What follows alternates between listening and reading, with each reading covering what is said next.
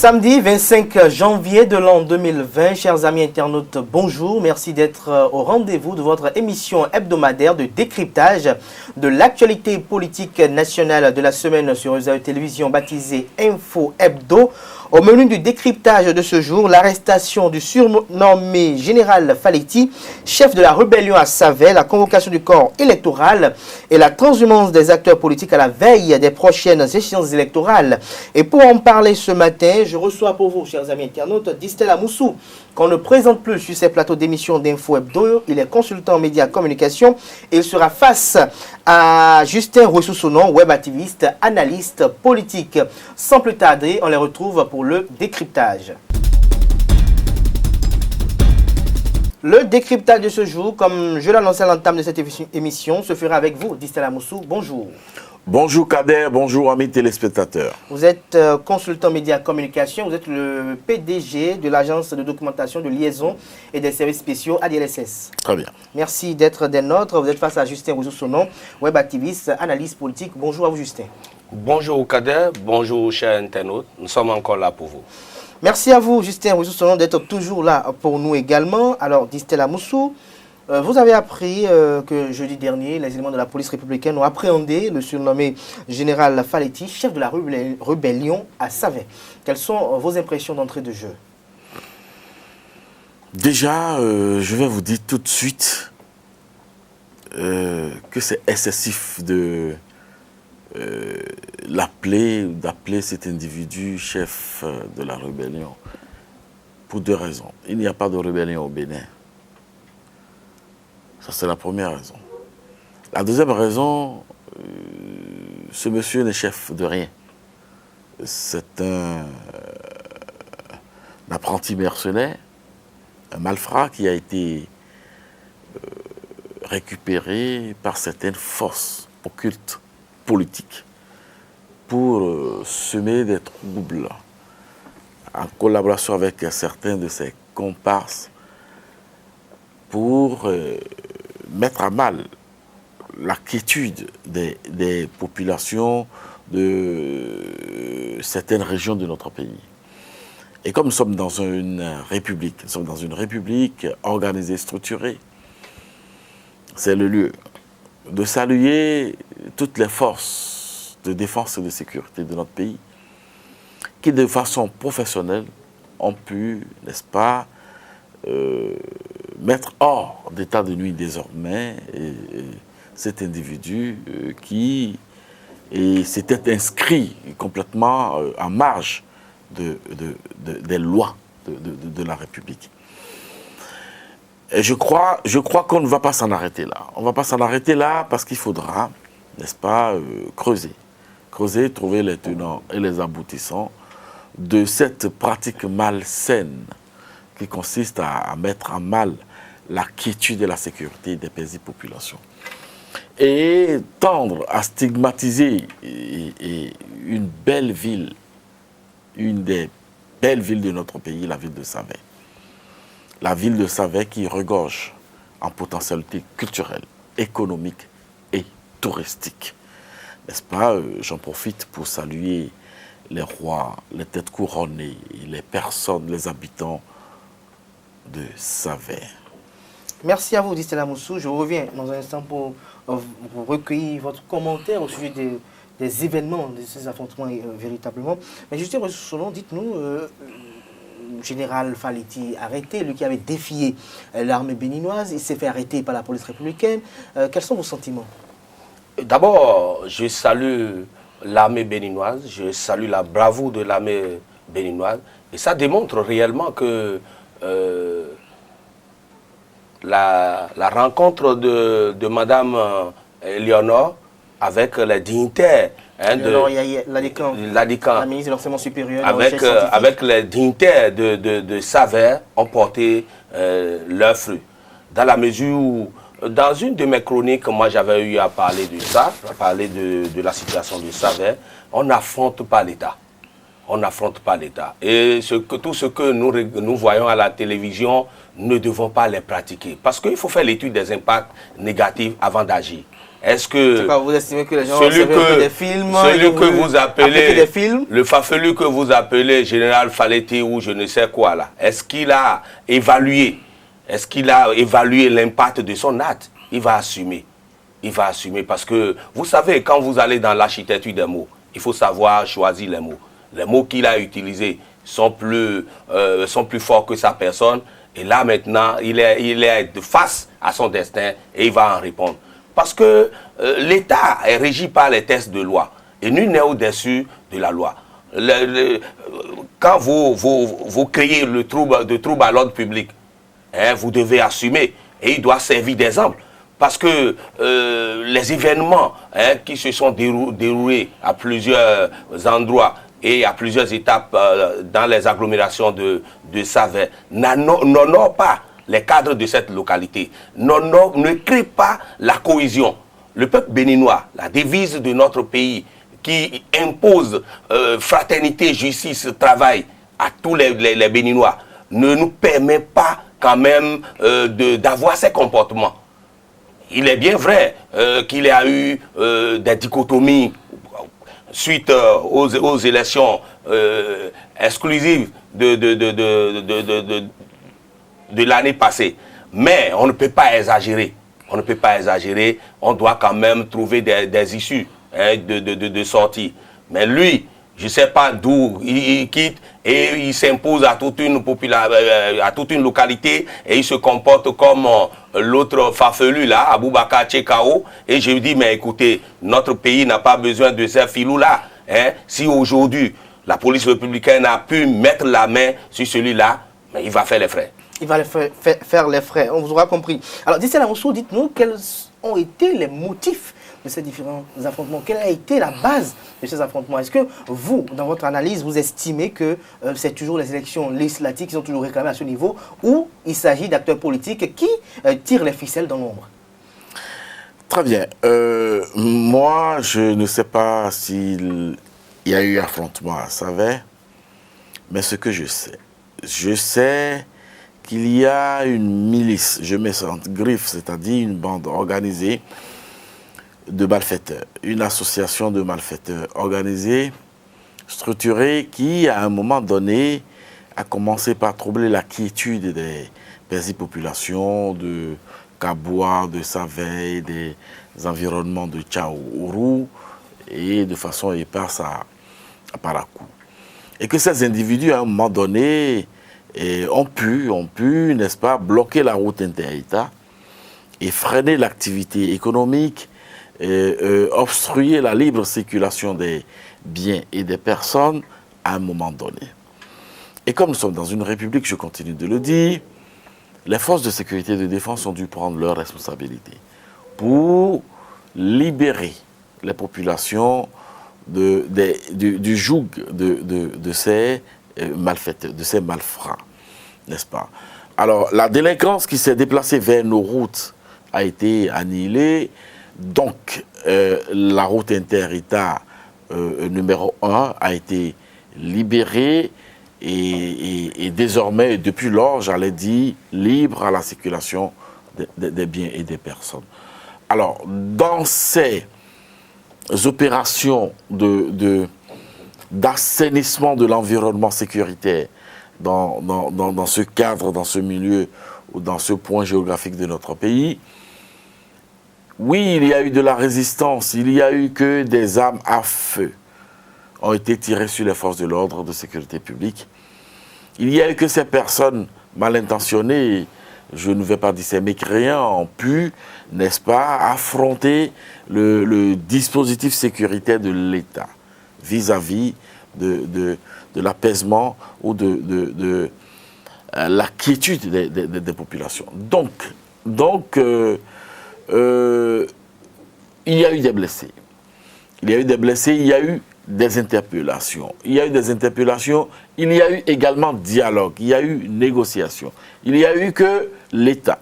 L'État, d'un côté, avait le bâton contre les malfrats, mais l'État s'était inscrit dans une démarche pédagogique et inclusive vis-à-vis des têtes couronnées, des personnalités de cette région, mon vis-à-vis a parlé tantôt d'une rencontre de Madame Ladikan Léonore Yahi avec n'est-ce pas, et certaines personnes, certains dignitaires de Saint-Vin. Alors, ce qu'il faut retenir, selon moi, c'est qu'une république, un État ne saurait permettre ou voir des personnes mal intentionnées. Parce que lorsque je fais un petit décryptage ou que j'avance dans mon décryptage, j'observe. J'observe que ce Faletti que vous citez abondamment serait d'origine d'un pays voisin et qu'il n'exhibe sa nationalité ou son appartenance à notre pays que par son droit de naissance. Donc, à partir de ce moment, son cordon ombilical, sa fibre patriotique a été manipulée, a été achetée certainement par certaines forces politiques occultes. Quand je dis forces politiques occultes, je parle en fait des discours que nous avions suivis par le passé. Je ne voudrais stigmatiser personne, je ne voudrais indexer personne, mais nous avions suivi des discours par le passé. Et lorsqu'on s'inscrit dans la chronologie des faits, lorsqu'on s'inscrit dans l'évolution des discours et des actes de menaces et de la mise en exécution de ces actes de menaces sur certaines personnalités politiques, notamment certains députés dont les maisons ont été brûlées, dont les parents ont été vitriolés, agressés, invectivés tous les matins, tous les jours, à chaque instant lorsqu'ils passent. Alors lorsque je mets tout ceci dans une même cassette pour l'analyse, je dois reconnaître à la vérité que oui, il y a eu une essence politique dans ce qui s'est développé par la suite et qu'on pourrait comparer à une sorte de mercenariat en gestation. Mercenariat en gestation, Distel l'a si bien dit. Justin, dites-nous, est-ce que vous avez, puisque tout à l'heure dans votre argumentaire, vous parlez tout à l'heure des élections législatives que vous avez qualifiées d'exclusives, mais dites-nous, est-ce que parce qu'on a été absent à un scrutin législatif, qu'il faut de go s'en prendre aux personnes dans sa localité, qu'il faut agresser les gens, qu'il faut brûler des maisons, alors que il y a des institutions de la République qui ont légitimé les élections. Est-ce à dire qu'on est en porte-à-faux avec les institutions de la République? Est-ce à dire qu'on veut instaurer un état de droit? Monsieur Kader, regardons-nous en face et disons-nous la vérité. Il est bien vrai que nous condamnons l'acte du fameux général Faletti ou je ne sais quoi, mais allons à la source des faits pour quand même, avant de situer les responsabilités. Oui, tout à fait. Vous avez qualifié les élections d'exclusives, c'est vous qui l'avez dit, mais est-ce que parce que les élections étaient exclusives, qu'il faut tout de go chercher à brûler tout le temps le pays? Oui, mais écoutez, il a fallu que la radio Mille Collines donne une fausse alerte pour que vraiment il y a eu génocide rwandais. Il faut que ça parte de quelque part. Hein? S'il n'y avait pas eu ces élections exclusives, si on avait permis à tous les citoyens d'aller tenter leur chance, d'aller voter pour les candidats de leur choix, je pense que nous n'allons pas compter de perte en vies humaines. Mon cher Distel, je vous ai laissé développer tout ce que vous avez à développer. Par respect, il faut quand même me permettre de dire ce que j'ai à dire aux internautes des AETV. Vous savez, les faits sont sacrés, mais les commentaires sont libres. En termes de commentaires, il faudrait que les auteurs de cette barbarie, ceux qui ont poussé le général Faletti dans cet état d'âme-là, s'accusent d'abord. Il est bien vrai que ce que Faletti a fait est contraire aux thèses et lois de la République. Mais est-ce qu'en agissant, en interdisant à une certaine catégorie de citoyens de ne pas participer aux élections, est-ce que les gens ont respecté l'orthodoxie des choses? Est-ce qu'ils ont respecté les textes en vigueur? Il ne faut pas changer la règle du jeu, en plein jeu. Vous avez dit, les tests de la sous-région sont clairs là-dessus, qu'à 6 mois des élections, il ne faut plus quand même imposer d'autres lois. Cette histoire de certificat de conformité ou je ne sais quoi, c'est cela qui est toujours à la base de tout ce qui se passe jusqu'à nos jours. La délinquance, laissez-moi finir. Je vais vous laisser finir, mais je voulais vous relancer dans votre argumentaire. Mais ces élections-là sont déroulées depuis avril. Après avril, le Parlement a été installé et sa légitimité a été reconnue par les parlements sous-régionaux. Les députés élus siègent déjà au sein de ces institutions internationales et sous-régionales. Alors pourquoi aujourd'hui continuer dans de telles manifestations pour réclamer quoi au juste en fait? Est-ce qu'on veut dire qu'il faut repartir à zéro? Qu'est-ce qu'on réclame définitivement quand on sait qu'on est à l'orée d'élections municipales locales où seront élus des maires qui vont parrainer la présidentielle? Est-ce qu'il n'y a pas plus d'enjeux au niveau de la communale que des législatives? Ce que nos gouvernants devaient faire en amont, c'est ça ils sont en train de faire en aval. Si Madame Éléonore, que je salue au passage, parce que c'est grâce à son leadership, à sa diplomatie, qu'on a pu quand même appréhender ce faussaire. Si en son temps, nos gouvernants avaient pris l'initiative là, l'acte pacifique d'aller négocier avec les têtes de pont de la localité, on ne va pas quand même perdurer dans ce désordre-là. Mais ils n'ont pas pris la démarche du gouvernement. Oui, le gouvernement ne devait pas être dans cette dynamique-là de tac au tac. Non, ils sont à la tête du pays, ils sont là pour gouverner tous les Béninois. Et quand il y a une localité qui est fistrée par rapport à un événement, par rapport à une élection exclusive, il revient maintenant aux gouvernants de prendre la mesure des choses, prendre les dispositions qui s'imposent, mettre la nuit à contribution pour l'apaisement. Maintenant, il vaut mieux tard que jamais, comme le disent certains, ils l'ont compris, ils ont mis effectivement la négociation de cette brave dame à contribution pour apaiser. Quand ils ont apaisé certains cœurs, vous avez vu que comment le général Faletti ou je ne sais quoi, il n'a pas su préparer son après. Parce que si je ne sais pas sur la base de quel leadership il agissait. Parce que à la fin de 7 ans, j'ai vu Adolf Hitler qui allait se cacher dans son bunker. Est-ce que ce général n'avait pas prévu de bunker avant ses agissements? Au moment opportun, on va l'interroger. Alors, Distel Amoussou, pour clore ce sujet, l'armée est intervenue pour rétablir l'ordre, mais il y a eu quelques commentaires autour de l'intervention ou de l'opportunité de l'intervention de l'armée béninoise dans cette situation. Qu'avez-vous à dire face à cela? J'ai suivi des analyses approximatives. Je ne veux pas dire... J'ai suivi des égarements de mon vis-à-vis qui, à un moment donné, s'est cru devoir obligé de nous faire la leçon de respect. Non. Je crois que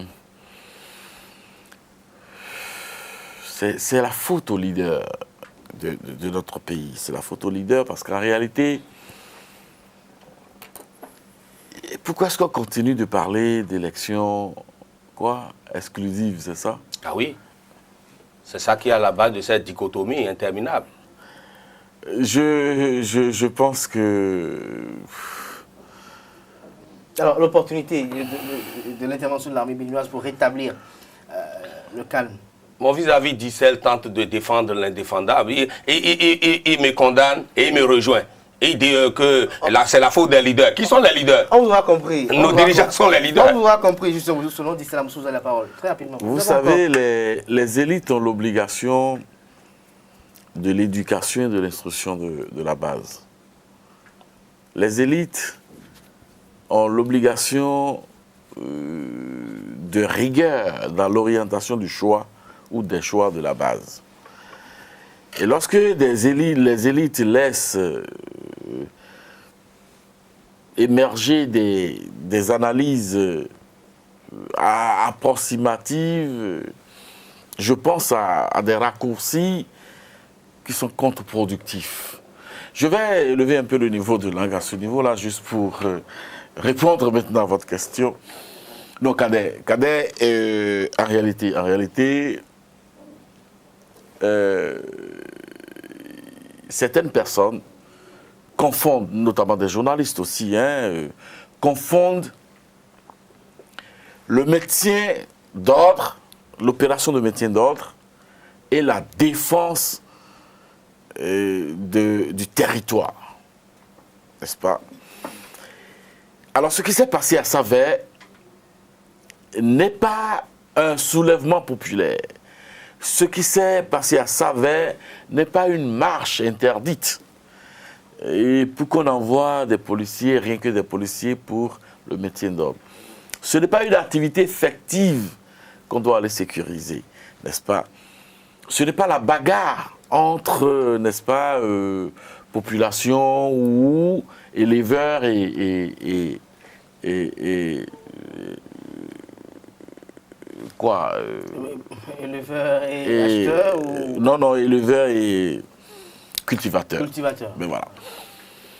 Mais ce qui s'est passé, c'est qu'une personne a été identifiée ou un groupe de personnes a été identifié, armé, parfois d'armes automatiques d'origine douteuse, d'armes artisanales, et font de façon sporadique irruption sur le territoire béninois pour aller mettre à mal la quiétude des populations, un pan des populations béninoises. Face à cela, l'armée est rigoureusement dans son rôle de la défense du territoire national. Je viens de vous dire que j'ai eu dit de certaines sources que ce général, enfin, cet individu qui se faisait appeler pompeusement général, serait originaire d'un pays voisin dont nous connaissons la nature, le statut de nid du grand banditisme, du terrorisme et de la grosse voyoucrasie. Alors, face à cela, face à ces irruptions, face à ces agissements de ce groupe organisé que certains ont tout fait d'assimiler à une milice, l'armée était dans son devoir, dans son droit régalien de défendre l'intégrité de notre territoire. Vous n'avez pas dit dans votre introduction tout à l'heure que cet individu a été arrêté par l'armée. Vous avez dit et répété qu'il a été arrêté par les éléments de la police républicaine. Ça veut dire que le professionnalisme de nos forces de défense et de sécurité sont avérés au point où, même dans les opérations, les rôles sont partagés. Même dans les opérations communes de la défense de notre territoire, les rôles sont partagés et les attributions de chaque corps respectées. On vous aura compris. Et ça, il faut le saluer. Il faut saluer l'armée béninoise, saluer toutes les forces de défense et de sécurité et saluer le maréchal Patrice Talon, qui, figurez-vous, est le chef suprême des armées. Et tout ceci s'est passé sous son leadership, sous ses consignes éclairées et sur l'organisation qu'il a mise en place et conduit personnellement pour en arriver à cela. Parce qu'on pouvait assister à une bavure ou à des bavures. Si ce général, lors de son arrestation et face à la résistance, avait été abattu sur place, ça donnerait de l'eau au moulin de certains clochards qui ont abandonné leur pays, qui ont fui simplement parce qu'ils ont des problèmes avec la justice, qui restent à l'international, restent en France et ailleurs, pour vilipender le pays, pour détruire l'image du pays. Si les forces de sécurité avaient abattu sur place, avaient anéanti, avaient mis hors d'état de nuire immédiatement cet individu, elles auraient pu donner de l'eau au moulin de ces farfelus qui, comme des papillons, abandonnent leur pays pour aller le détruire de loin. Justin Oussoulon, très rapidement. Vous savez, le criminel le plus redoutable a droit à la défense. Il a droit à une tombe au jour de sa mort. Je prends la défense de ce que, par rapport à ce que mon vis-à-vis vient de dire, pour lui dire que le Bénin... Libre à vous. Le Bénin a déjà beaucoup de problèmes diplomatiques. Ne créons pas encore d'autres problèmes diplomatiques à notre pays. Non, mais de toutes les façons, vous faites des insinuations qui n'ont pas ça, c'est leur raison d'être ici. L'origine de Faletti ou je ne sais quoi, ne mélangeons pas torchons et serviettes. Ah, si vous voulez, nous allons en profondeur dans Est-ce que vous voyez un peu ce que je suis en train de dire? Ne mélangeons pas. Si vous voulez, permettez-moi, monsieur Distel, nous avons vu un ancien président de ce pays. Permettez-moi, si vous avez des comptes à régler, si vous avez des comptes à régler avec des gens, ne venez pas régler vos comptes là, ici. Nous sommes là pour faire des analyses. Nous sommes là pour faire des analyses pertinentes par rapport à un comportement qui crée des problèmes à la société. Par conséquent, nous ne sommes pas là pour déblatérer et pour dire... Oui, nous ne sommes pas là pour déblatérer. J'ai été très élégant. J'ai été très élégant. C'est un instant. J'ai été très élégant. Monsieur Dissel, mais je vous ai laissé parler tout le temps. Non, c'est moi qui ai la parole. C'est moi qui ai la parole. Le bon sens vous... J'ai la parole. Et le bon sens vous oblige à vous taire et d'écouter ce que je suis en train de dire. Alors, Justin, vous avez puisé le temps puisque vous n'avez pas... Non, mais vous avez laissé Dissel, vous avez laissé tout le temps à Dissel de raisonner. Permettez-moi d'aller au bout de mes idées. Il vient de dire qu'il vient de qualifier, d'apprécier l'armée, tout ça. Je dis oui, si le contribuable béninois met à la disposition des renseignements, des milliards, il y a de la manière. Moi, j'ai suivi le point de presse du procureur de la République d'Abomey, qui a parlé des pertes en vies humaines et qui a parlé des cas de blessures graves par rapport à cette histoire. Mais on pouvait utiliser de la manière. Quand les États-Unis voulaient arrêter Oussama Ben Laden au Pakistan, mais s'ils devaient sortir tout leur armement et aller évaluer un peu les dégâts, mais ils ont fait preuve de leur, quand même, de leur compétence. Merci à vous, Justin. Et ils ont abattu. On vous aura compris. Nous sommes pris par le temps. Nous allons évoluer dans cette émission. Justin, merci à vous. Alors, Dissel Amoussou, la convocation du corps électoral, le corps électoral est convoqué pour le 17 mai 2020. C'est une grande décision issue du Conseil des ministres de cette semaine. Distel. Ce que j'écoute ce matin me désole. Me désole, franchement. Et je crois que les acteurs politiques de ce pays ont tout intérêt à former leurs militants, leurs sbires et leur clébé. Parce que clébé, c'est pas en français, c'est quoi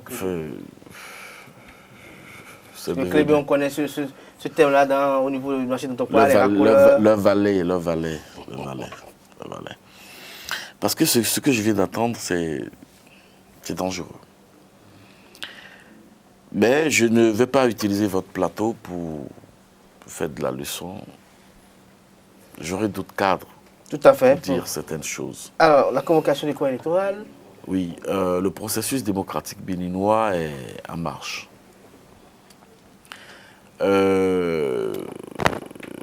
Les réformes du système partisan, les réformes politiques. J'espère que vous vous retrouvez finalement. Et les réformes... oui, parce que simplement... il a reçu de la massue. Et il ne se retrouve pas. Non, non. Il ne se retrouve pas, il se cherche pas. Non, il se cherche, il se cherche. Nous n'allons pas folkloriser. Non, mais il n'a pas acheté de saxophone à Justin pour que je joue sa partition. Nous sommes à un débat. Alors, Distel Amoussou, allez-y. Non. Laissez-le le temps, il va se retrouver. Il se recherche. Non, on n'est pas sur Ring ici. Non, mais on n'est pas sur Ring ici. C'est vrai que il a tout le temps pour quand même. Non, c'est moi qui a trop de temps, s'il vous plaît. Alors, Distel.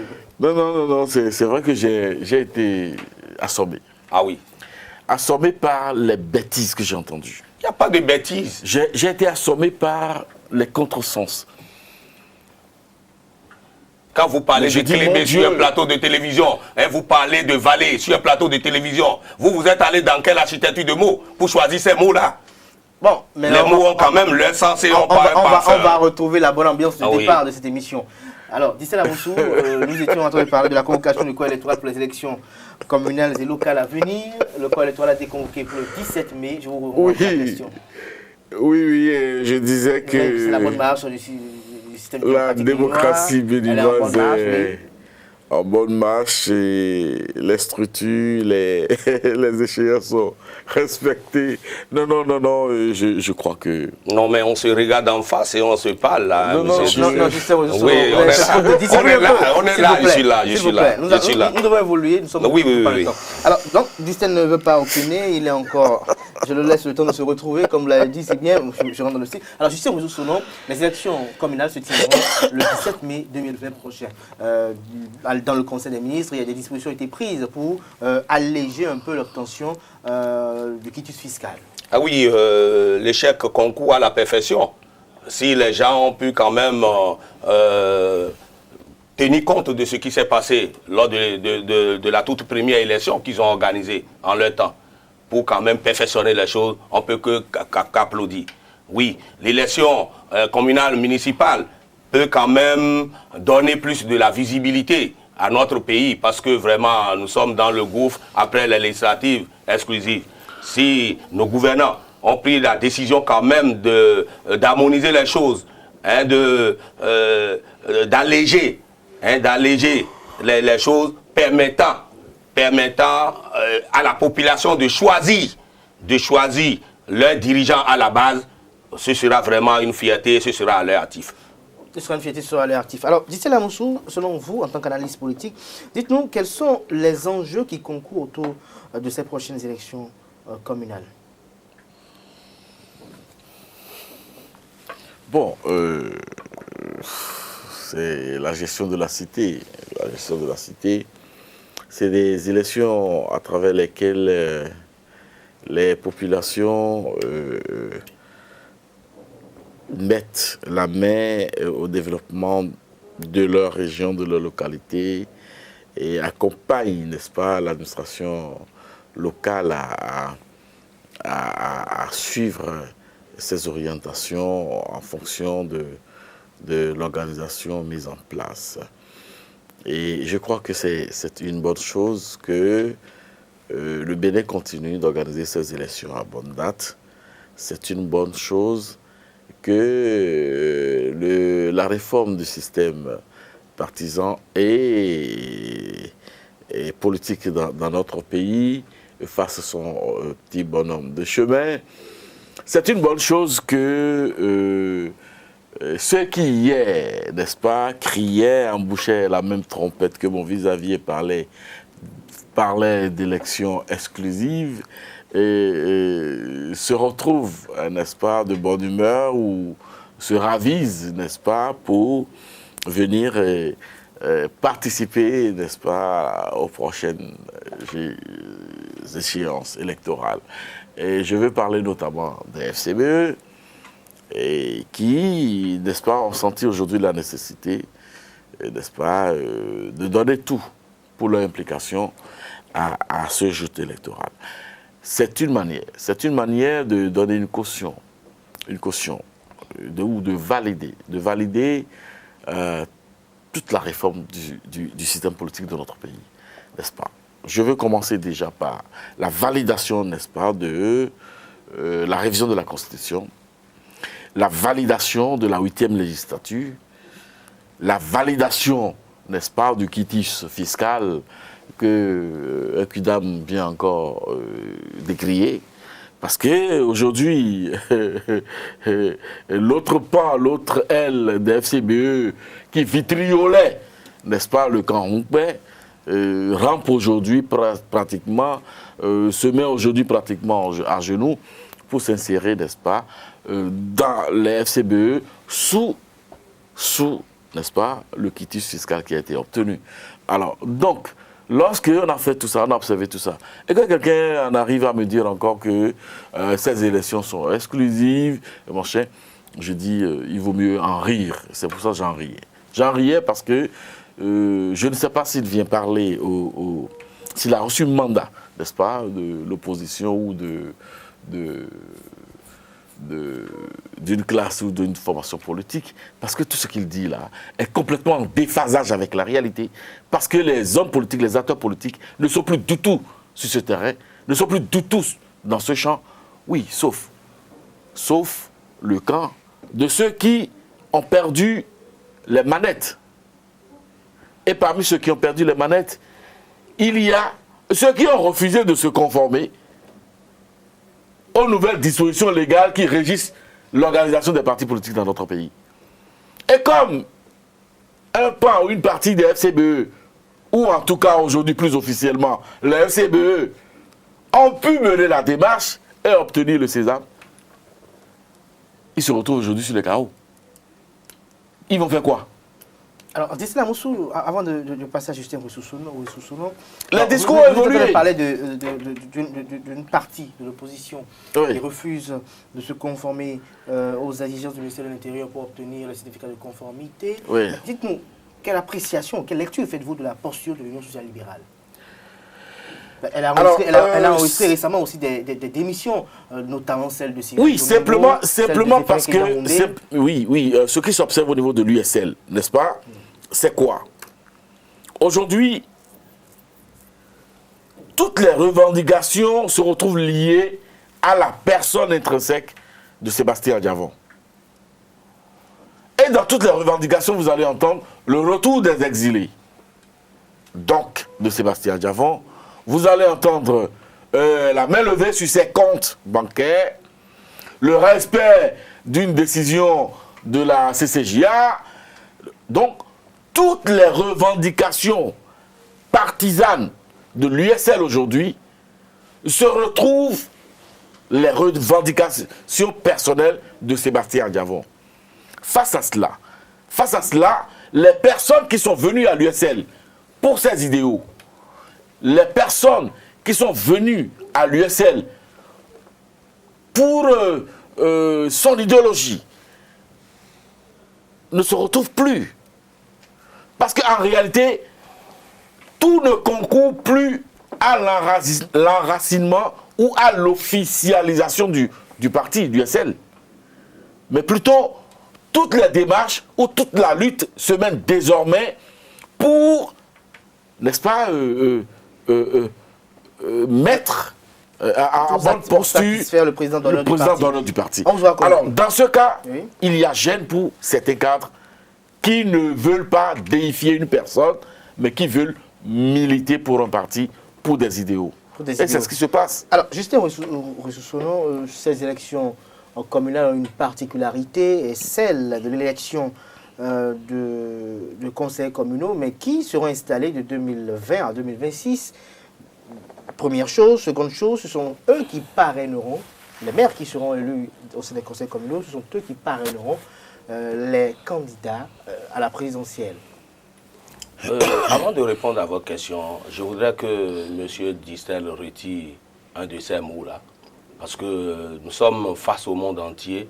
Et quand on est face au monde entier, il y a des comportements que nous devons avoir. Il dit des Kidan. Il traite qui de Kidan? Hein? Il traite qui de Kidan? Je suis désolé. Je n'aime pas qu'on utilise ces mots-là à tort et à travers. Nous menons un débat responsable ici et il faudrait que nous ayons des agissements responsables. Parce que c'est le monde entier qui nous regarde. On vous a compris, les internautes vous suivent. Maintenant, revenons à l'essentiel. Vous savez, le législateur a déjà tout cadré.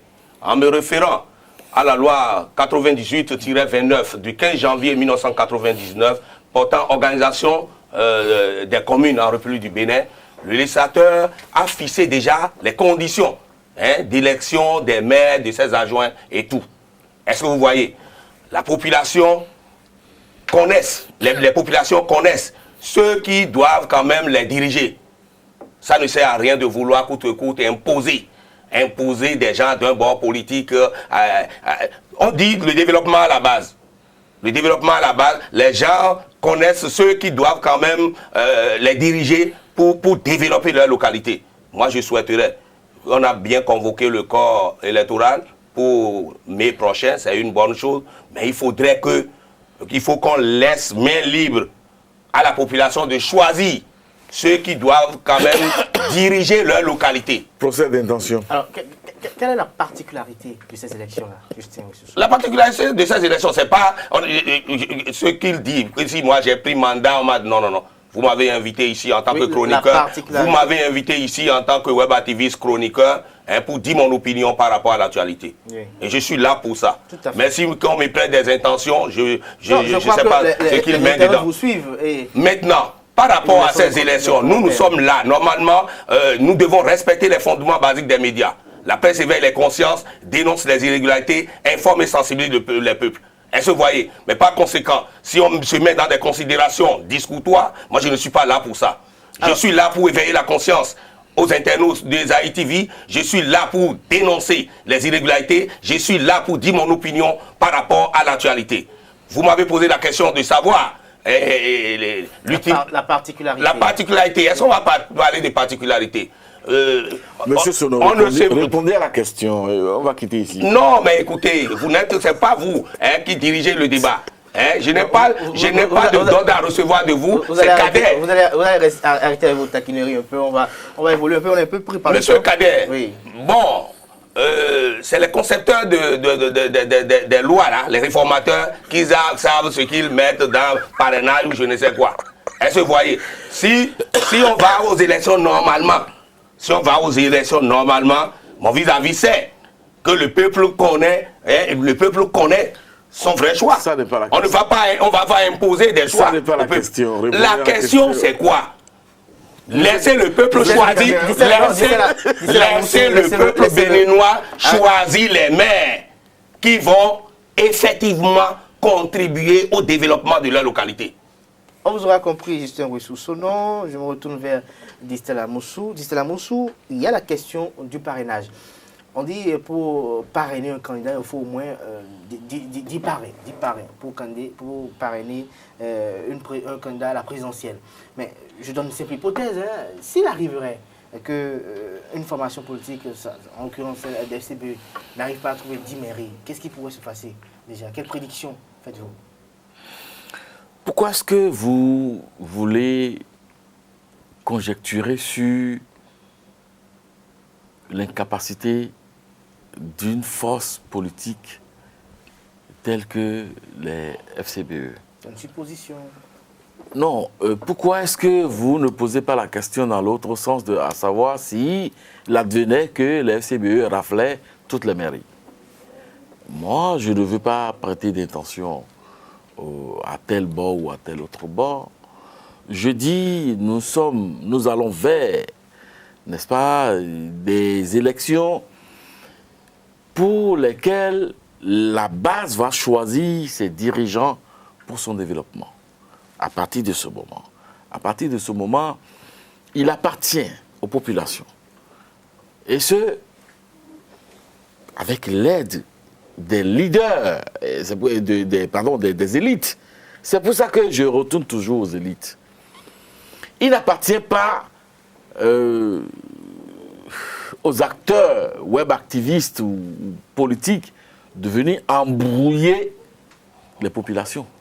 Il appartient aux élites d'aller dire aux populations les prochaines élections, c'est pour choisir, désigner ceux qui vont accompagner le développement de notre Vous avez si bien cerné le piège de ma question de tout à l'heure, c'était de savoir un peu les enjeux politiques autour de cette élection communale, parce que cette fois-ci, nous avons plusieurs formations politiques dans la donne. Il n'y a pas BR, il n'y a pas que BR, il n'y a pas que UP, il y a Force Kouri pour un Bénin émergent qui va véritablement tester sa popularité. Nous avons Dynamique unitaire pour le développement de la démocratie qui a rejoint... Il y a une dizaine de partis, bref. Il y a l'Union démocratique pour un Bénin nouveau, il y a toute une dizaine de partis politiques, comme vous l'avez dit, effectivement. Alors, comment pourrait être le jeu sur le terrain politique, à votre avis, déjà? Le partage des conseillers, comment ça pourrait se passer? C'est le meilleur qui gagnera. C'est le meilleur qui va positionner les bonnes personnes utiles pour les populations.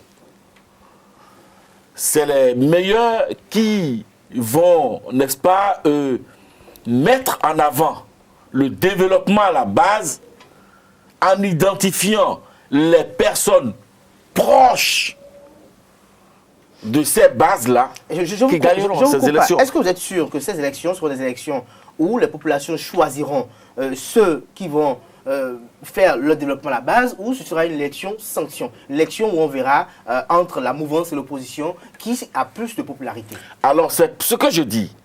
Si les élites s'inscrivent encore dans cette logique de votre sanction, ils auraient à nouveau amené les populations à perdre le coach, à perdre, n'est-ce pas, l'essence même de l'élection locale. Il ne s'agit pas de voter pour ou contre Patrice Talon, président de la République, mais il s'agit de voter pour les personnes qui sont vos oreilles, vos yeux, proches de vous, de vos réalités, pour le développement de la cité. Chers amis, chers parents, chers frères élites, chers intellectuels, chers acteurs politiques, ne traînez pas à nouveau les populations dans la boue, dans la gadoue. Les élections locales ne sont pas des élections de vote pour ou contre Patrice Talon, mais c'est des élections de vote pour les acteurs, les nôtres qui vont nous aider et organiser le développement de notre cité. Et ça, il faut le faire. Ne perdons pas de route. On vous aura compris, dit Stella Moussou. Juste non, même question à votre endroit. Est-ce que vous estimez que ces élections-là doivent être une élection pour jauger la cote de popularité du président Patrice Talon, ou une élection pour élire véritablement ceux qui vont s'occuper du développement à la base? Si c'est pour élire ceux qui vont réellement s'occuper du développement à la base, les gens n'allaient pas mettre si tant de verrous. Hein? Et les verrous qu'ils ont mis vont en leur défaveur aujourd'hui. On ne change pas. Qu'est-ce que vous prenez comme... Laissez-moi aller au bout de mes idées. Quand mon vis-à-vis disait que ce n'est pas les web activistes qui viendront quand même embrouiller la population. Vous n'allez pas répondre à tout. Non, mais écoutez, moi, il me fait rire. Non, il me fait rire dans la mesure où la population connaît son choix. La population sait. Celui pour qui, les candidats pour qui est-ce que la la population veut choisir, faire un vote en faveur de tel ou tel pour dire, comme on l'avait fait en 2016, tel a été primé, tel a été... Est-ce qu'on veut faire un vote pour les communales? Est-ce qu'il s'agit d'un vote sanction Patrice Talon pour voir la cote de popularité de Patrice Talon, ou un vote pour élire ceux qui vont s'occuper véritablement du développement à la base? Non, mais si c'est pour permettre à la population de choisir, ces vrais dirigeants à la base, mais on ne doit pas mettre si tant de verrous. On dit, vous rentrez dans tel bloc, vous ne pouvez plus sortir. Et c'est dans les blocs du pouvoir, les gens quittent A pour aller à B. On va aborder ça. Oui. On est à ce niveau. Maintenant, moi je tiens compte des statistiques et des faits, de la réalité du terrain. Aujourd'hui, quand vous voyez, depuis que les FCBE sont en train de s'harmoniser, Hein? La dernière fois, j'ai vu des gymnastiques émotionnelles à Bopa, où on a dit tous les FCB de Bopa ont démissionné pour aller dans tel bloc. Tous les FCB de Banté ont démissionné pour aller. Et après, il y a eu des démentis où on a dit c'est deux individus qui sont partis. Non, ça veut dire que psychologiquement, les gens ont peur. Les gens ont peur de voir. C'est qui ces gens-là? Les gens, ceux que vous défendez, ils ont peur de voir la machine électorale de FCB se mettre en route. Quand nous sommes ici, il faut faire des débats objectifs pour permettre aux deux camps de mûrir les réflexions. Alors, avant de passer au dernier sujet qui nous réunit, Distel Amoussou, dites-nous, on parle si bien des FCB, puisqu'ils viennent un peu bouleverser un peu, je dirais, l'ambiance de ces élections-là. Ils viennent donner beaucoup plus d'assaisonnement à cette ambiance-là. Mais dites-nous, quelle serait la posture de la résistance face à ces élections communales? Vont-ils battre campagne pour la FCBE? Vont-ils se dissoudre au sein de la FCBE? Que va-t-il se passer réellement? Ou bien ils vont prendre à partie la FCBE? Qu'est-ce que vous appelez la résistance? Les acteurs politiques de l'Union sociale libérale, de Restaurer l'espoir, du Parti communiste du Bénin et autres, de la Renaissance du Bénin, El Soglo. Alors moi, dans la nomenclature des partis politiques au Bénin, je ne connais pas de parti qui s'appelle Résistance. Je ne connais pas de parti politique qui s'appelle Résistance. Je connais des individus, des acteurs politiques qui ont des difficultés aujourd'hui à se caser et qui parlent de résistance. Je parle de Candidat Zanaï, je parle de Sébastien Adjavon, je parle de quelques-uns, Léonce Rongbadi, qui parlent de résistance. Je crois que ces personnes-là ont deux attitudes à avoir, possibles à avoir. Ou taire leurs égaux et se ranger derrière Rompé, M. Rompé, s'inscrire dans la FCBE pour pouvoir, n'est-ce pas, se loger sur une liste de candidatures, ou ils vont continuer à fanfaronner, à vilipender le pays, et le Bénin va avancer, n'est-ce pas? Il n'y a que deux attitudes possibles, il n'y a que ça à faire. Mais ce que je remarque par contre, c'est que c'est Boni Yahi qui, une fois de plus, a eu le bon agenda et le bon timing, n'est-ce pas, en sautant, n'est-ce pas, de la barque et en faisant tout aujourd'hui pour s'attirer les lauriers. Le combat de Boni Yahi aujourd'hui, c'est de devenir le chef de file de l'opposition. Et pour ce faire, il a besoin du poste de secrétariat exécutif national de FCBE. Et c'est pour ça qu'il est en négociation. Alors, ce faisant, si Boni Yahi en arrive, je ne dis pas que c'est déjà possible pour demain, mais s'il en arrive à s'inscrire dans cette posture, et que ferait Sébastien Adjavon, et que ferait Candidat Zanaï, que feraient les autres? Non, je crois que même entre eux, ils se jouent des coups, ils se tirent entre les pattes, et ça n'accompagne pas le développement de notre pays. Et c'est tout ça que le président Patrice Talon a demandé, et son gouvernement ont demandé, d'enrayer dans le fonctionnement des partis politiques dans notre pays à travers la réforme du système partisan. Parce que, je n'aurai de cesse de le dire, un parti politique, c'est un format. C'est des militants qui cotisent, qui participent à l'animation de la vie politique. Ce n'est pas des opérateurs économiques, ce n'est pas des boutiquiers, n'est-ce pas, qui créent leurs affaires et qui dominent tout le monde, tous les sujets. Ce n'est pas les gourous qui donnent les orientations. Non. Je crois que si les FCBE et l'aile dure des FCBE commencent aujourd'hui par valider les réformes du système partisan et du fonctionnement politique dans notre pays, à travers les nouvelles institutions, à travers les nouvelles lois, l'exécution des nouvelles lois, je crois que les autres finiront un jour par donner aussi raison à Patrice Talon, qui a, président de la République, qui a vu qu'il y a eu une longueur d'avance de lecture sur les autres, c'est tout. Alors, nous sommes presque à la fin de cette émission. Juste selon vous étiez en train de faire cas de cela tout à l'heure, la transhumance des acteurs politiques à la veille de ces élections communales. Tantôt on entend démission de l'USL pour le bloc républicain, démission de l'Union progressiste pour le bloc républicain, démission de tel parti. Pourquoi tant de démissions? Vous savez, lorsque vous parlez de réforme, de démission actuellement à l'aide des réformes au Bénin, ça démontre que les réformes ont échoué. Les réformes ont échoué en ce sens que ça démontre que les gens n'ont pas cette envie-là de se caserner dans des blocs. Hein. Ils ne sont pas rentrés dans les blocs de leur choix et on les a contraints à rentrer. Sinon, être militant d'un parti politique, c'est une volonté. Et tu ne peux pas avoir cette volonté-là d'être militant du bloc républicain et 3 mois après, tu sautes du bloc républicain pour aller dans le bloc progressiste.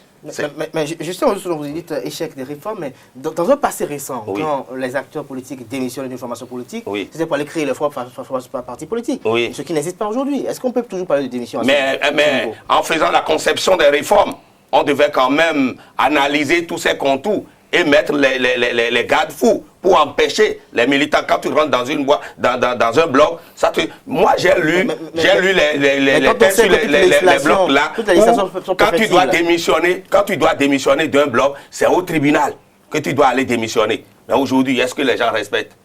Quand on quitte républicain pour aller à progressiste, normalement c'est au tribunal, il doit y avoir un procès. Et que tu donnes les raisons pour lesquelles tu quittes le bloc. Mais les gens ne font pas ça. Et quand vous voyez les blocs proches du pouvoir, ce sont ces blocs, dans ces blocs-là, où il y a plus de démissions, où les gens quittent A pour aller à B. Ça veut dire que ça pose un problème. Nous avions vu, sinon nous avions lu les réformes au temps de Napoléon Ier. Hein? Mais ce sont des cerveaux pensants de la France qui ont conçu ces réformes-là. Et on sent l'impact de ces réformes depuis le temps de Napoléon Ier jusqu'à nos jours. Alors, Distel Amoussou, est-ce à dire que ces démissions sont l'expression de la préoccupation des acteurs politiques de leur avenir politique? Est-ce que les acteurs politiques démissionnent parce qu'ils ont un souci constant de pouvoir se voir positionner?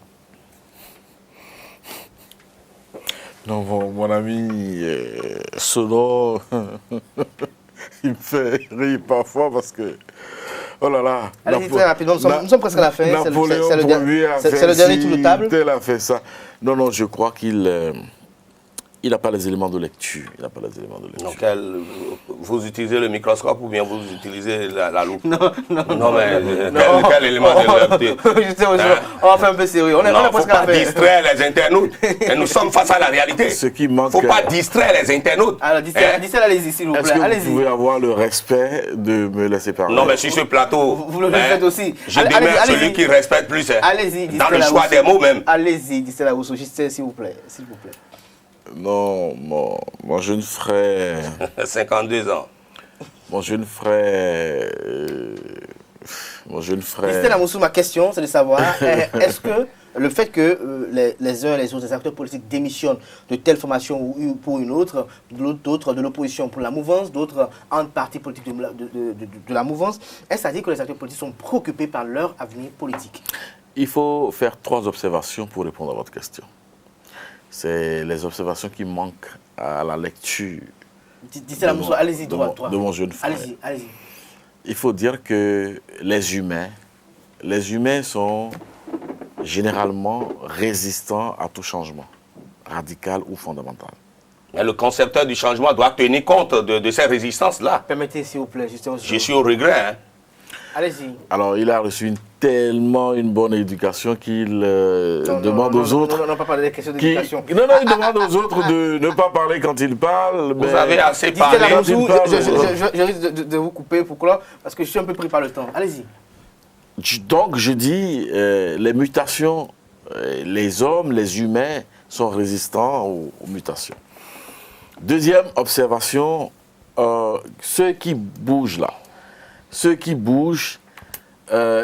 est-ce qu'ils ont été réellement, ou comment ont-ils été réellement membres du parti A? Je pense ceux qui quittent un parti A pour un parti B. Allez vérifier s'ils ont été réellement et légalement membres du parti A, avant de dire, nous sommes aujourd'hui membres du parti D. Alors, je dis, nous avions vécu dans un environnement bâtard de militantisme où on se déclare membre d'un parti, on se déclare sympathisant d'un parti, sans pouvoir en apporter les preuves, n'est-ce pas? Alors qu'un parti, je l'ai dit, c'est un format, c'est des militants. Et pour être un militant d'un parti, c'est des actes, n'est-ce pas? Allez voir ceux qui quittent A pour B ou D pour A. Allez voir s'ils ont vraiment été réellement membres du parti qu'ils ont quitté. Oui, on observe également que pour des questions de positionnement ou d'analyse de futur positionnement, on se dit, avec cette dizaine de cadres ou de personnalités dans le parti A, dans ma zone, dans ma région, je n'ai aucune chance d'être positionné. Et on va voir là où il y a une faiblesse, on se dit, on se déclare membre de ce parti. Alors, très rapidement, dernière question. Alors, ce n'est pas pratique ancienne. Ça dit que c'est pratique ancienne que la réforme du sympathisant nous amène à corriger. Doit être corrigée. Tout à fait. Merci à vous, Distel Amoussou. Je rappelle que vous êtes consultant en communication. Vous étiez face à Justin Wessossonon, web activiste, analyste politique. Merci d'être de notre Justin Wessossonon. Merci à vous, Distel Amoussou également. Merci aussi pour la petite taquinerie dont vous avez fait preuve tout au long de cette émission. Chers amis internautes, c'était Info Hebdo de ce samedi. Merci pour l'attention. Le rendez-vous est pris pour l'autre samedi, pour un autre week-end, pour un autre numéro de votre émission hebdomadaire de décryptage de l'actualité politique nationale de la semaine sur Réseau Télévision. Portez-vous bien et passez un agréable week-end en compagnie de nos programmes sur Réseau Télévision. Retrouvez demain dimanche Jean-Baptiste Runguet, membre fondateur du Parti politique du Bloc républicain. Il est l'invité de l'émission L'invité.